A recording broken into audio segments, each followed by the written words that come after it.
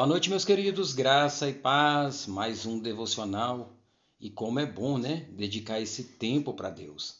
Às vezes, na correria do dia, a gente não consegue dar atenção ao mais essencial para a nossa vida, que é convidar o Senhor para participar do nosso dia, da nossa noite, das nossas decisões, do nosso tempo. Quando eu falo tempo, é um tempo de qualidade, não um tempo de quantidade. Não importa quanto tempo eu vou estar aqui na presença de Deus, mas se eu tiver com a cabeça lá no mundo, com a mente fora desse devocional, com certeza não será de qualidade. Por isso que eu te convido a esquecer tudo agora por 5, 10 minutinhos e se entregar mesmo à palavra de Deus, deixar que Deus fale ao seu coração, pare tudo o que você está fazendo e peça ao Espírito Santo para te acompanhar nesse momento. É ele que vai dar direcionamento a toda essa palavra. Não é o pastor Joaquim, é o Espírito Santo de Deus. Por isso que quando nós fazemos também esse devocional, eu invoco sempre a presença do Espírito Santo. Apesar de saber que ele sempre está conosco. Não foi isso que Cristo nos prometeu?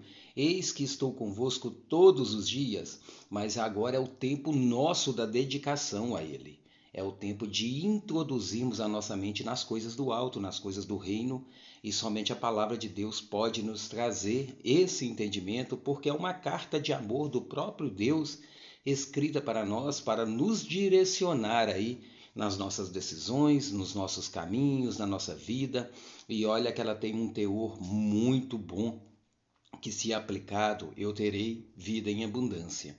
A vida que Cristo nos prometeu, quando nós chamamos o Espírito para participar conosco, tá bom? Eu já peço que você também deixe o seu like aí, se inscreva no canal se você ainda não é inscrito, compartilhe esse link com mais pessoas, vamos levar o amor de Deus e acione também o sininho que sempre que nós colocarmos aí vídeos novos, vocês serão notificados, tá bom? Vamos lá para a carta de 2 Coríntios, onde Paulo descreve os seus sofrimentos. Vida de cristão não é fácil não, meu irmão. Vida de cristão é vida de perseguição, aquele que Cristo nos declarou: vocês serão perseguidos pelo meu nome. Perseguidos pelo nome de Cristo. Mas eu tenho certeza que a coroa da vitória que nos será dada na eternidade vai valer cada minuto, cada perseguição que sofrermos aqui, se formos fiéis na palavra de Deus. Olha o que Paulo declara: nós não damos motivos de escândalo a ninguém em circunstância alguma, para que o nosso ministério não caia em descrédito. O que é isso? É ter um coração incorruptível. A Bíblia declara que o coração do homem é enganoso, que o homem é corrupto, mas nós devemos nos esforçar para não dar descrédito ao ministério. Qual ministério? De evangelização. Se nós queremos ser imagem e semelhança de Deus, nós temos que ser fiéis àquilo que pregamos, seja em qualquer situação da nossa vida, das nossas áreas da nossa vida. A que mais pega aí, que escandaliza mais é a área financeira, não é isso?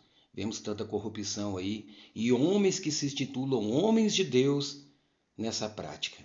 Então ele continua: ao contrário, como servos de Deus, recomendamos-nos de todas as formas, em muita perseverança, persevere na palavra de Deus, persevere nos princípios de Deus, em sofrimentos, privações e tristeza. Paulo passou por tudo isso e em momento algum ele negou o nome de Cristo Jesus. E quantas pessoas, né, por um prazer a mais na vida, por um status, por uma proposta aí, né, corrupta, se corrompem e dão descrédito à palavra de Deus. E ele continua: em sofrimentos, privações e tristezas. Quantas tristezas nós passamos, né? Mas a alegria do Senhor, ela nos envolve a ponto de não deixar que essa tristeza seja o alvo central da nossa vida. Em açoites, prisões e tumultos. Nós vivemos num país laico, né? O Brasil, nós temos liberdade aí para pregar, embora ainda é, tentam se votar algumas leis aí que proíba isso, mas ainda nós vivemos, e glória a Deus por isso. Mas aqui açoites, prisões e tumultos, você tem noção do que é pregar num país muçulmano? Você tem noção do que é pregar a palavra de Deus na China, na Coreia do Norte, em países aí que proíbem e oprimem isso? mas muitos, movidos pelo Espírito Santo, têm a ousadia ainda de fazer isso. E nós ainda somos muito relaxados espiritualmente. Por exemplo, se o Brasil fosse um país que proibisse isso com penas duras e severas, será que nós estaríamos dispostos a enfrentar tudo isso? Ou nós nos rebaixaríamos diante da lei do homem? Eu creio que muitos não conseguiriam, né? Mas se for colocar até para a minha vida também, eu acho que até eu relaxaria um pouco nisso aí, mas o que nos move é o Espírito Santo. É Ele que nos dá a ousadia de sermos aí embaixadores de Cristo e anunciar o Evangelho, seja lá em qualquer parte do mundo. O Espírito Santo é que nos move a isso, nos dá a ousadia, porque quando nós deixamos o Espírito Santo viver em nós, nós já não vivemos por esse mundo. Nós sabemos que vamos morrer, independente de ser amanhã ou daqui 10 anos, 20 anos, e independente da minha decisão, se eu vou ou não vou pregar o Evangelho, Deus levantará homens capacitados e ousados para fazerem isso. Mas eu quero fazer parte disso. A minha vontade é que sim, que eu seja também contado aí como um mártir de Cristo Jesus. Mas será que se depender da minha vontade, eu fraquejarei? Por isso que eu busco dia após dia o Espírito Santo agindo na minha vida para que eu não venha negar o nome de Cristo. Então ele continua: em açoites, prisões e tumultos, em trabalhos árduos, noites sem dormir e jejuns, em pureza, conhecimento, paciência e bondade no Espírito Santo e no amor sincero. Você vê que tudo isso aqui ele resumiu pela força do Espírito Santo, é o que eu comentei aqui antes. Que se não fosse pelo Espírito Santo agindo na vida de Paulo, ele que antes era Saulo, com certeza ele não faria isso. Porque ele estava na sua tranquilidade lá, sendo um fariseu, um mestre da lei, conhecedor da lei, tudo estava bom para ele, nada o atacava, nada o infligia, ele estava acima de todas as coisas, ele tinha o reconhecimento do povo como um homem justo aos olhos da lei judaica e dos fariseus.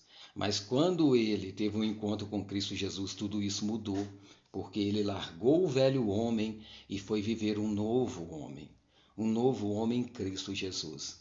Então, sofreu várias perseguições.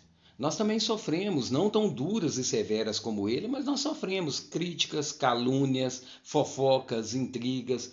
Por quê? Quando você se coloca como um homem de Deus, aí você tem um princípio. Qual é? O princípio do reino dos céus, que não podem ser negociados. Os princípios de Deus não são negociáveis. Ou você segue ou você não segue. Então, aquelas pessoas que querem colocar em descrédito o seu ministério, com certeza vão lançar alguma coisa que não estão de acordo com as suas vontades ou com o seu consentimento para tentar te atacar, para tentar colocar em descrédito o seu ministério. É aquela famosa ênfase da honra, né? Quando eu não posso me equiparar com uma pessoa, o que eu faço? Eu tento diminuí-la. Seja no caráter, seja na intriga, na fofoca, criando mecanismos para que ele caia em descrédito. Mas se você se mantém firme nos princípios de Deus, aqueles que são de Deus e aqueles que querem realmente ou têm sede da água viva que é Cristo Jesus, eles se espelharão em você e não tentarão de se diminuir, mas pelo contrário, tentarão se capacitar, se santificar para serem igual ou melhor do que você. Isso é caráter, isso é integridade, isso é santidade. Então, não se aflija se você é perseguido por defender o Evangelho. Não fique triste se você compartilha, por exemplo, esse link e as pessoas te criticam. Agora virou crente, agora é isso. Não, meu irmão. Preocupe com a sua salvação, ela é individual. Ela é individual, mas nós temos uma missão: anunciar o Evangelho a todas as pessoas. E quando você coloca isso como princípio na sua vida, pode ter certeza absoluta que quem batalha por você é o grande Deus. Quem vai à frente das suas batalhas, das suas guerras, é Jesus Cristo. E contra ele não há vitória. Pelo contrário, porque ele é a vitória. Ele venceu a morte naquela cruz. Ele projetou para você uma vida eterna. E ele sonha com isso. Ele espera que você esteja com ele na glória. Então, fique firme, tá, na sua evangelização, fique firme na palavra de Deus, peça ao Espírito Santo para te dar discernimento, procure ler mais a Bíblia, entender quais são os propósitos de Deus para a sua vida. Às vezes você está no meio do processo, mas está perdido porque você não tem direcionamento. E a única coisa que pode te dar direcionamento é a palavra de Deus, tá bom? Vamos orar? Senhor Jesus, nós somos pobres pecadores mesmos, Deus, que carecemos da graça do Senhor. E assim como o Senhor direcionou Paulo no seu ministério, Deus, que o Senhor também nos direcione, Deus, nos fortificando com o teu Espírito Santo contra todas as ameaças, contra as ameaças dos contras que se levantam contra o Evangelho. Que sejamos aí princípios de vida na vida daqueles que necessitam também, Pai, de um direcionamento, mas que o Senhor toque cada coração, Deus, através de onde a nossa palavra estiver chegando, que as pessoas possam se despertar espiritualmente para o Teu reino. Deus, em nome de Jesus, Pai, nos fortaleça, Senhor. Coloque anjos do Senhor acampados ao nosso redor, todos os dias, nos protegendo e nos guardando de toda a seta do inimigo, Deus. É a nossa oração nessa noite, em nome de Jesus. Amém. Meus queridos, que Deus abençoe a noite de vocês. Fiquem firmes no propósito pelo qual Deus te chamou, que é anunciar o Evangelho. Deus abençoe no nome de Jesus. Amém.